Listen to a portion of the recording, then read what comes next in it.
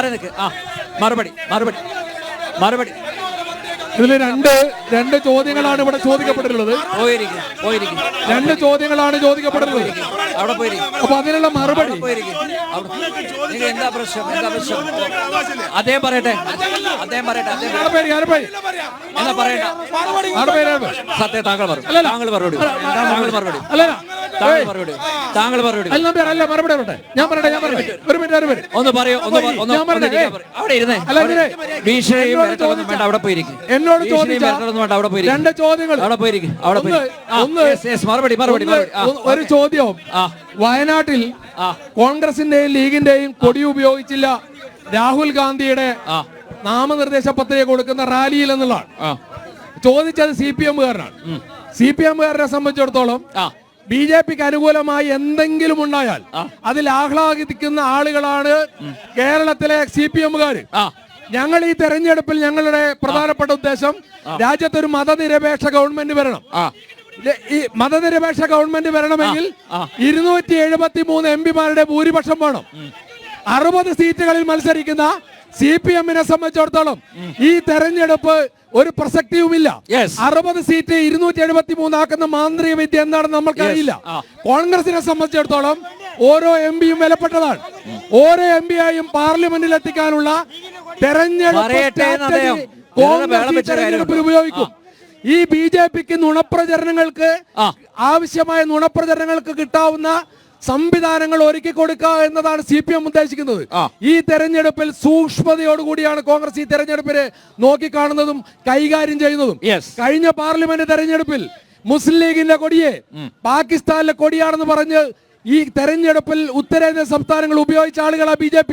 അത് കണ്ട് കൈയടിച്ചവരാ കേരളത്തിലെ CPM-കാര്. അതുകൊണ്ട് ഈ തെരഞ്ഞെടുപ്പിൽ ഉത്തരേന്ത്യയിലെ മതനിരപേക്ഷ വോട്ടുകൾ ചിഹ്ന ഭിന്നമായി പോകുന്ന ഒരു തരത്തിലുള്ള തെരഞ്ഞെടുപ്പ് സ്ട്രാറ്റജിയും കോൺഗ്രസ് എടുക്കില്ല. അത് തന്നെയാണ് CPM ഒറ്റക്കാരിയെ പറയുള്ളൂ. കോൺഗ്രസിന്റെ കൊടിയും നോക്കി നടക്കേണ്ട, സ്വന്തം ചിഹ്നം സംരക്ഷിക്കാനുള്ള പണിയെടുത്തോ എന്ന CPM-കാർ ഞങ്ങൾ സൂചിപ്പിക്കാറ്. രണ്ടാമത്തെ പൗരത്വ ബില്ലുമായി ബന്ധപ്പെട്ടുകൊണ്ട് CPM പാർട്ടി ക്ലാസുകളിലും അതുപോലെ തന്നെ CPM അണികളോടും പറഞ്ഞു കൊടുക്കുന്ന ഒരു കാര്യമുണ്ട്. ഞങ്ങൾ ഇറക്കിയ പ്രകടന പത്രിക, ആ പ്രകടന പത്രികയിൽ കൃത്യമായി പൗരത്വ ബില്ലുമായി ബന്ധപ്പെട്ടുകൊണ്ട് പറഞ്ഞിട്ടുണ്ട്. പ്രിയപ്പെട്ട സഖാക്കന്മാര് 22ാമത്തെ പേജ് മറച്ചു നോക്കണം. കോൺഗ്രസിന്റെ പ്രകടന പത്രികയിലെ 22ാമത്തെ പേജിൽ പറഞ്ഞിട്ടുണ്ട്. ഞാനിതിവിടെ വായിക്കാം. മതഭാഷാപരമായ ന്യൂനപക്ഷങ്ങൾ എന്നാണ് ഹെഡിങ്. ഞാൻ വായിക്കട്ടെ. മതഭാഷാപരമായ ന്യൂനപക്ഷങ്ങൾ എന്നാണ് ഹെഡിങ്. ഇന്ത്യയുടെ ചരിത്രം എന്നത് മതങ്ങളുടെ ബഹുസ്വരത കൂടെയാണ്. ചരിത്രത്തെ പരിവർത്തനം ചെയ്യാൻ കഴിയുന്നതല്ല. ഇന്ത്യയിലെ ഓരോ വ്യക്തിക്കും അയാളുടെ മതത്തിൽ വിശ്വസിക്കാനും അതനുസരിച്ച് ജീവിക്കാനും എല്ലാ അവകാശങ്ങളുമുണ്ട്. ബഹുസ്വരതയും വൈവിധ്യവും ഇന്ത്യയുടെ പാരമ്പര്യത്തിന്റെ ഭാഗമാണ്. അത് ഭരണഘടനയുടെ ആമുഖത്തിൽ എഴുതി ചേർത്തിട്ടുള്ളതാണ്. നമ്മുടെ ചരിത്രവും ജനാധിപത്യ പാരമ്പര്യവും അനുസരിച്ച് ഏകാധിപത്യത്തിനും ഭൂരിപക്ഷവാദത്തിനും സ്ഥാനമില്ല എന്ന് തന്നെയാണ് കോൺഗ്രസ് വിശ്വസിക്കുന്നത്. കേൾക്കണം. ഭാഷാപരമായും മതപരമായും ന്യൂനപക്ഷങ്ങൾക്ക് എല്ലാതരം പൗരത്വ മാനുഷിക അവകാശങ്ങളും ഭരണഘടന ഉറപ്പു തന്നിട്ടുണ്ട്.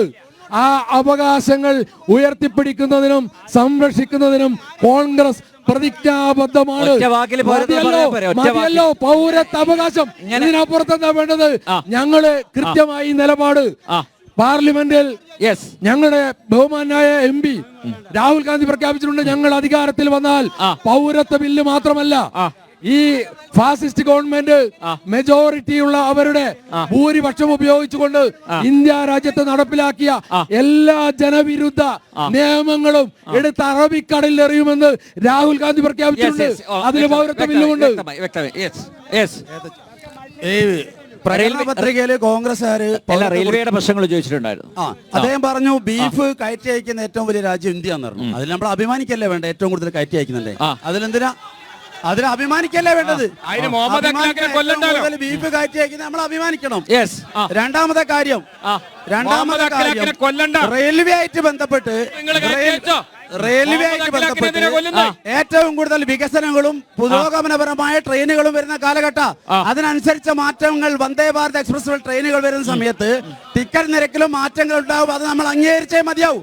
കാര്യങ്ങൾ ഉണ്ടാവും. പിന്നെ അദ്ദേഹത്തെ പറഞ്ഞു പ്രകടന പത്രികയിൽ, കോൺഗ്രസിന്റെ പ്രകടന പത്രികയിൽ പൗരത്വത്തെ കുറിച്ച് ഒന്നുമില്ല. ഞാൻ കംപ്ലീറ്റ് വായിച്ചു. ആ പ്രകടന പത്രിക തയ്യാറാളെ കുറച്ച് ബുദ്ധിയിട്ട് നാം മനസ്സിലാക്കുന്നത്. കാരണം ഇന്ത്യ രാജ്യത്ത് പൗരത്വം നടപ്പിലാക്കി തുടങ്ങി, പൗരത്വം കൊടുത്തു തുടങ്ങി. ഒരു മുഖ്യമന്ത്രി വിചാരിച്ചാലും, കേരള മുഖ്യമന്ത്രി വിചാരിച്ചാലും ഒരു നൈറ്റ് മാർച്ച് ചുണ്ണാമ്പ് ചെയ്യാൻ പറ്റൂല. വിവരമുണ്ട്. അതുകൊണ്ട് അവര് പറയുന്നത് ഇവിടെ നൈറ്റ് മറ്റൊക്കെ നടത്തിയിട്ട് ഒരു മുഖ്യമന്ത്രിക്ക് പൗരത്വത്തിൽ ഒന്നും ചെയ്യാൻ പറ്റില്ല. ഈ നാട്ടിലെ വിദ്യാസമ്പന്നരാളേക്ക് അറിയാം. ഈ നാട്ടിലെ ന്യൂനപക്ഷങ്ങളെ കബളിപ്പിക്കാൻ, ന്യൂനപക്ഷങ്ങളെ കബളിപ്പിച്ച് വോട്ട് നേടാൻ വേണ്ടി മുഖ്യമന്ത്രിയും മുഖ്യമന്ത്രിയുടെ പാർട്ടിക്കാരും തട്ടിപ്പ് നാടകത്തിന്റെ ഭാഗമായിട്ട് മാത്രമാണ് നൈറ്റ് മാർച്ച് നടത്തുന്നില്ല. മനസ്സിലാക്കണം നമ്മൾ. പിന്നെ ഇവിടെ ചർച്ച ചെയ്യുന്ന ഇന്ന് ബോംബ് രാഷ്ട്രീയ ഇവിടെ ചർച്ച ചെയ്യുന്നത് ദേശീയ മാധ്യമങ്ങളില്, ദേശീയ വാർത്തകളില് ഇന്ന് വടകരയിലെ ബോംബ് രാഷ്ട്രീയത്തെ കുറിച്ച് ചർച്ച ചെയ്യുന്നത് എന്താ? വിഷുവിന് പൊട്ടിക്കാൻ ഉണ്ടാക്കിയ പടക അല്ല. ഇന്നത്തെ മാതൃഭൂമി പത്രത്തില് പോലീസ് റിപ്പോർട്ടുണ്ട്. RSSകാരും CPM-മാരും അമ്പലത്തിൽ നടന്നൊരു തർക്കമുണ്ട്.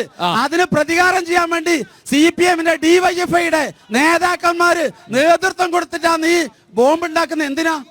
എന്തിനാ ബോംബ് ഉണ്ടാക്കുന്നത്? ആരാ അവരെ അറസ്റ്റ് ചെയ്തത്? ഇന്ന് ഗോവിന്ദ മാഷ് പറഞ്ഞല്ല, സന്നദ്ധ സേവാ പ്രവർത്തകർന്ന്. ജീവൻ രക്ഷ മറ്റേ പറഞ്ഞു. ഇന്ന് സന്നദ്ധ സേവാ ആര് ബോംബ് ഉണ്ടാക്കുന്ന ആൾക്കാര് മരിച്ചു, ബാക്കി 4 ആളെ ഗുരുതര.